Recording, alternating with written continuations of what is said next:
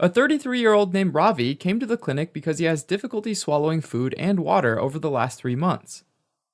Physical examination shows significant weight loss of 7 kilograms or 15 pounds since his last visit 4 months ago. Esophageal manometry shows incomplete lower esophageal sphincter relaxation in response to swallowing, while barium swallow reveals a dilated esophagus with an area of distal stenosis. At the same time, a 62-year-old man named Frank comes to the clinic because of bad breath, regurgitation of food overnight, and trouble swallowing food. He has had these symptoms for several months. He denies fever, chills, nausea, vomiting, or weight loss. Physical examination shows a mass on the side of his neck. Now, both Ravi and Frank have some form of esophageal disorder. Esophageal disorders can be subdivided into inflammatory esophageal disorders, or esophagitis, which are characterized by an inflammation of the esophageal lining along with dysphagia and odynophagia, functional esophageal disorders, which affect the muscles and nerves that control the motility of the esophagus and cause intermittent dysphagia for solids and liquids, and mechanical esophageal disorders, which are characterized by the blockage of the passageway, and they typically cause progressive dysphagia for solids. Inflammatory esophageal disorders, also known as esophagitis, are characterized by an inflammation of the esophageal lining, and based on the cause, they're also subdivided into several types.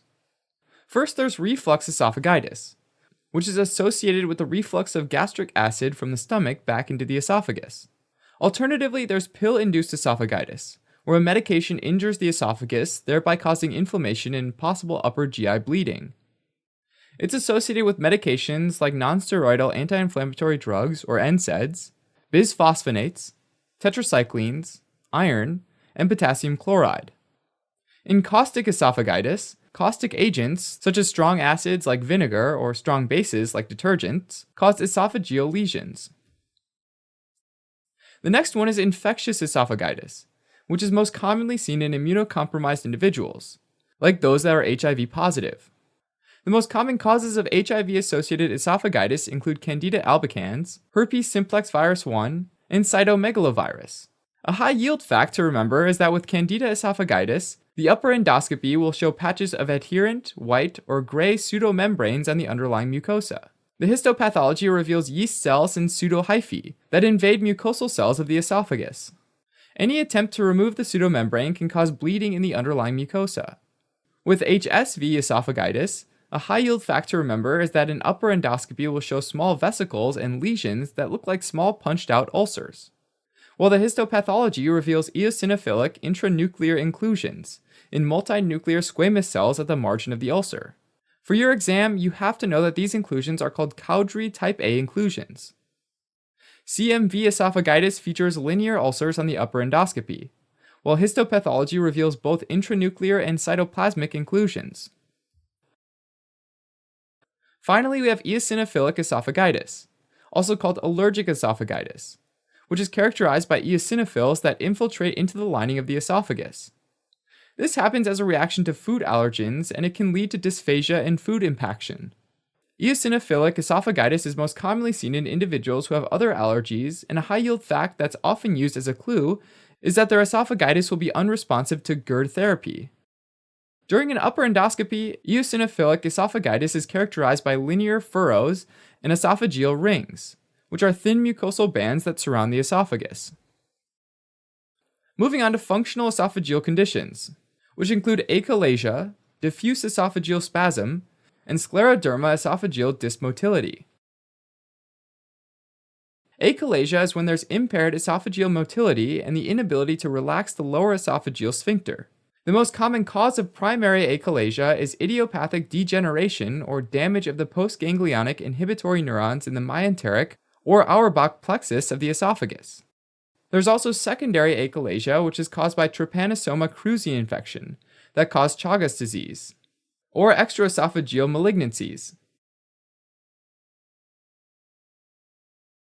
So normally the neurons in the mesenteric plexus release inhibitory neurotransmitters, like nitric oxide and vasoactive intestinal peptide, which relax the lower esophageal sphincter. Eventually, the lack of inhibitory neurotransmitters leads to an increased resting lower esophageal sphincter tone, and this obstruction leads to dilatation of the esophagus. These individuals present with progressive dysphagia for both solids and liquids, regurgitation of undigested food, aspiration, chest pain, heartburn, and weight loss. In addition, they have an increased risk for esophageal squamous cell and adenocarcinoma. For diagnosis, remember for your exams that barium swallow in achalasia reveals dilatation of the esophagus above the obstruction and tapering of the lower part of the esophagus near the lower esophageal sphincter. This is also known as the bird's beak sign. The gold standard for diagnosis is esophageal manometry, which measures the strength and coordination of the esophageal contractions when a person swallows. This measurement is done at multiple levels, including the upper, middle, and lower esophagus, as well as the lower esophageal sphincter. Now, you might be asked to analyze manometry findings on your exams, so let's go over this. Normally, when a person swallows, involuntary contractions of the pharyngeal muscles propel the food into the esophagus. Propulsion of the food bolus is followed by the contraction of the cricopharyngeal muscle, which initiates the peristaltic wave of the esophagus. This contraction is shown as an upward deflection on the upper esophageal manometry. Next, the middle esophageal manometry reflects normal peristalsis of the middle part of the esophagus. Finally, the lower esophageal manometry reveals the decrease in the lower esophageal sphincter that corresponds to its relaxation and the passing of the bolus into the stomach. Now, for your exam, you have to know that individuals with achalasia have normal findings in the upper part of the esophagus, decrease or absence of peristalsis in the middle part of the esophagus, and high pressure in the lower esophageal sphincter.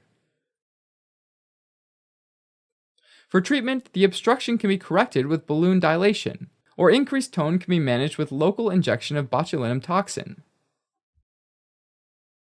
In diffuse esophageal spasm, there's periodic, non-peristaltic contractions that occur simultaneously with each other. In contrast to achalasia, diffuse esophageal spasm is associated with a normal lower esophageal sphincter tone, since the spasms occur in the walls of the esophagus.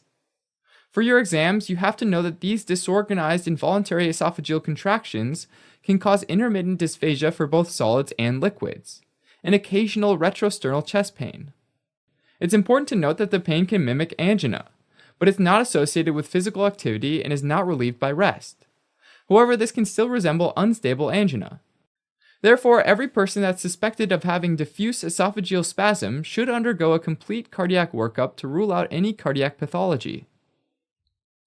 If performed at the time of the symptoms, barium swallow will show a corkscrew or rosary bead appearance of the esophagus, but this is not specific to diffuse esophageal spasm.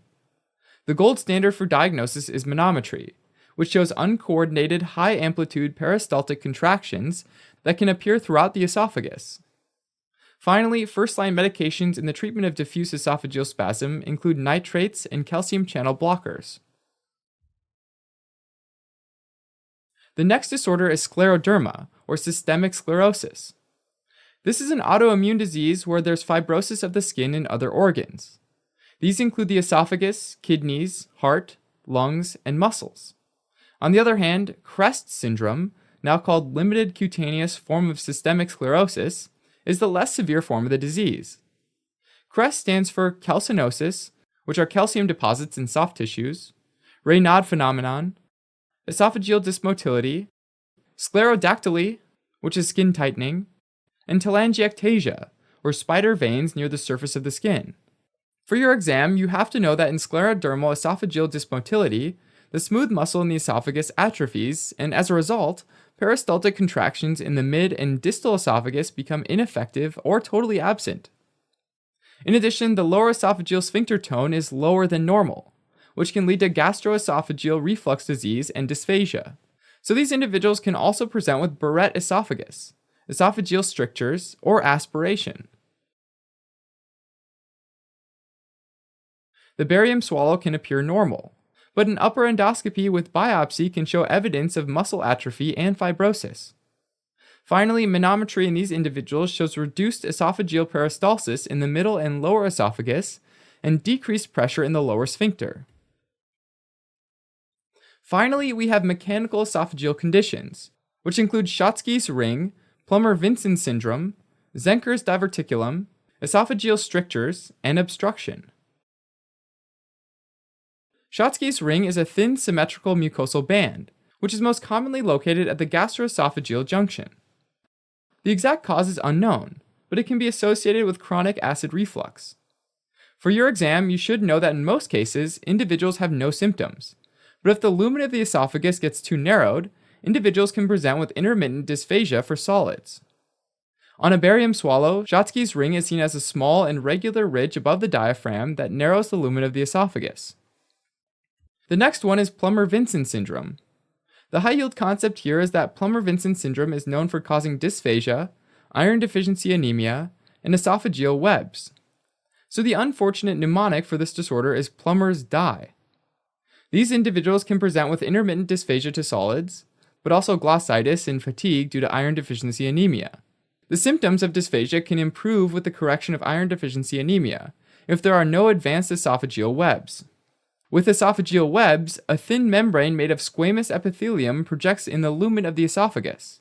But unlike Schatzki's ring, an esophageal web is mostly found in the upper third of the esophagus, and it does not occupy the entire circumference of the lumen. On a barium swallow, esophageal webs appear just like Schatzki's ring, only higher in the esophagus. Finally, Plummer-Vinson syndrome is associated with an increased risk of squamous cell carcinoma. The next one is Zenker's diverticulum, which is also known as pharyngoesophageal false diverticulum. For your exam, a high-yield fact is the underlying cause of this condition is impaired relaxation of the cricopharyngeal muscle. As a result, pharyngeal muscles contract more forcefully to propel the food to the esophagus, but at the same time, they increase the pressure within the distal pharynx. Ultimately, this leads to herniation of the mucosa and submucosa through an area with muscle weakness, resulting in the formation of a pouch-like structure outside the lumen of the esophagus. The most common location for Zenker's diverticulum is at the Killian's triangle, between the thyropharyngeus and cricopharyngeus muscles. Individuals with cricopharyngeal muscle dysfunction typically complain about difficulty swallowing where the food gets stuck at the throat level, and this is also described as high dysphagia. Other symptoms include coughing, choking, but also halitosis, or bad breath, which occurs when food gets trapped in the diverticulum and rots. Food regurgitation is also a symptom, and it can lead to food aspiration and subsequent pneumonia.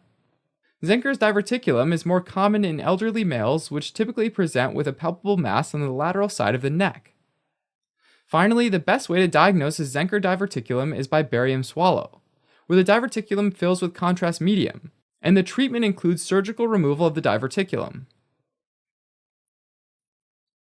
Moving on to esophageal strictures, which is the narrowing of the esophagus. They can be subdivided into benign or malignant. Benign esophageal strictures are typically caused by reflux esophagitis, eosinophilic esophagitis, or ingestion of caustic agents, and these individuals have symptoms of progressive dysphagia for solids, odynophagia, heartburn, and unintended weight loss. On a barium swallow, the stricture causes the flow of barium to get obstructed, so that it looks like a thin string of contrast going through the esophagus. On the other hand, malignant esophageal strictures are caused by the tumor growing inside the esophagus. Like in benign esophageal stricture, symptoms include progressive dysphagia for solids, odynophagia, heartburn, and unintended weight loss. In addition, these individuals can have upper gastrointestinal bleeding, which can lead to iron deficiency anemia. On a barium swallow, the stricture again causes the flow of barium to get obstructed. But because tumors are often irregular in shape, the narrowing of the lumen will be irregular as well. Finally, for your exam, you have to know that the obstruction of the esophagus, like with malignant obstruction, can cause the same presentation and manometric findings as achalasia, and this condition is called pseudoachalasia. Alright, as a quick recap. Inflammatory esophageal disorders, also known as esophagitis, are characterized by an inflammation of the esophageal lining, and they include reflux esophagitis, pill-induced esophagitis, caustic esophagitis, infectious esophagitis, and eosinophilic esophagitis. Functional esophageal disorders affect the muscles and nerves that control the motility of the esophagus, and they typically cause intermittent dysphagia for solids and liquids. Achalasia is associated with impaired esophageal motility and inability to relax the lower esophageal sphincter, and it's most commonly caused by idiopathic degeneration or damage of the postganglionic inhibitory neurons in the myenteric plexus of the esophagus. In diffuse esophageal spasm, peristaltic contractions of the esophagus are intermittent and uncoordinated, which leads to ineffective peristalsis of the esophagus. With sclerodermal esophageal dysmotility, the smooth muscle in the esophagus atrophies, and as a result, peristaltic contractions in the mid and distal esophagus becomes ineffective or totally absent. Mechanical esophageal disorders are characterized by the blockage of the passageway, and they typically cause progressive dysphagia for solids. Schatzki's ring is a thin, symmetric mucosal band, most commonly located at the gastroesophageal junction, and it can be associated with chronic acid reflux. Plummer-Vinson syndrome is known for causing dysphagia, iron deficiency anemia, and esophageal webs, which are thin asymmetric membranes that don't occupy the entire circumference of the lumen, and appear in the upper third of the esophagus. With Zenker's diverticulum, the mucosa and submucosa of the esophagus slide through an area of muscle weakness right above the upper esophageal sphincter and form a pouch-like structure outside the lumen of the esophagus. Finally, benign esophageal strictures are caused by reflux esophagitis, eosinophilic esophagitis, and ingestion of caustic agents, whereas malignant esophageal strictures are caused by the tumor growing inside the esophagus. Alright, now back to our case.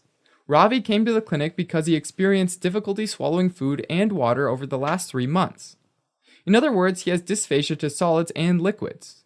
Therefore, we can assume it's a functional esophageal disorder. Esophageal manometry showed an incomplete lower sphincter relaxation, while the barium swallow revealed a dilated esophagus with an area of distal stenosis. So this is a classic case of achalasia. On the other hand, Frank came to the clinic because of bad breath, regurgitation of food overnight, and trouble swallowing solids. Since his problem includes only solids, we can assume he has a mechanical esophageal disorder. The bad breath, food regurgitation, and mass on the side of his neck are the key clues here. So in this case, a barium swallow was ordered, which confirmed the diagnosis of Zenker's diverticulum.